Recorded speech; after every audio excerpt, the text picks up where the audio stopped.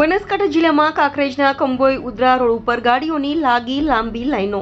બનાસકાંઠામાં આ ખાણ ખનીજ માફિયાઓ જેવા બેફામ બન્યા છે, તેઓને કોઈ રોકનાર કે ટોકનાર જ નથી। રાહદારીઓ તેમજ જાગૃત નાગરિકોને પારાવાર મુશ્કેલીઓ વેઠવી પડે છે તે સમજાતું નથી। શું ખાણ ખનીજ અધિકારીઓ દ્વારા આ સમાચાર પ્રસિદ્ધ થયા બાદ પણ આ તરફ ધ્યાન આપશે કે કોઈ પગલાં ભરશે કે નહીં તે જોવાનું રહ્યું।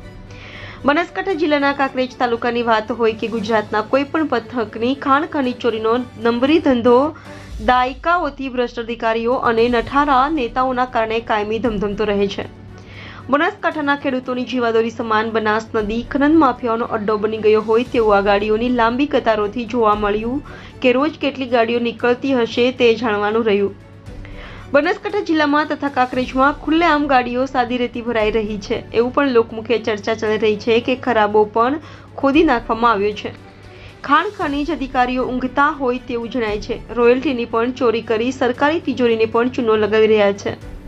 માર્ગ મકાન વિભાગ ક્ષમતા વગરના ગ્રામ્ય વિસ્તારનો રોડો ઓવરલોડ વાહનોના કારણે તૂટી રહ્યા છે અને રોયલ્ટી ઇન્સ્પેક્ટર તથા ખાણ ખનીજ અધિકારી તમાચો જોઈ રહ્યા છે। એવું પણ જાણવા મળ્યું છે કે કોઈની ખાતાની જમીનમાંથી પણ રેત ભરાઈ ગઈ છે તેવી પણ ચર્ચા ચાલી રહી છે।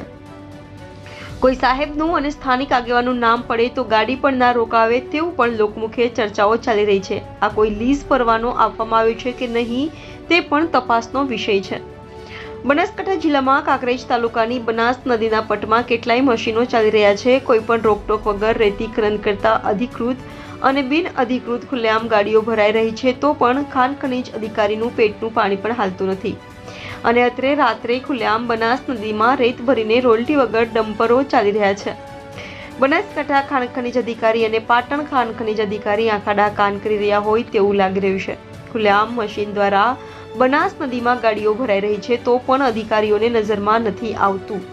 રેત ચોરીને કેમ અટકાવી કોઈ અટકાવી શકતું નથી। રિપોર્ટર ભગવાન Raigor, India 24 news channel Kankrej.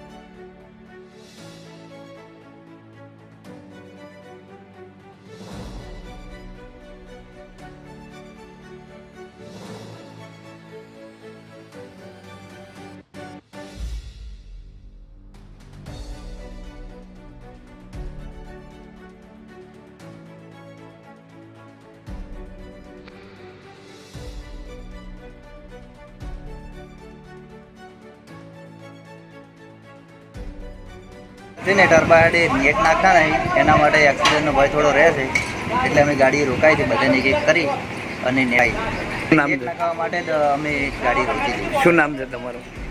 વિજય।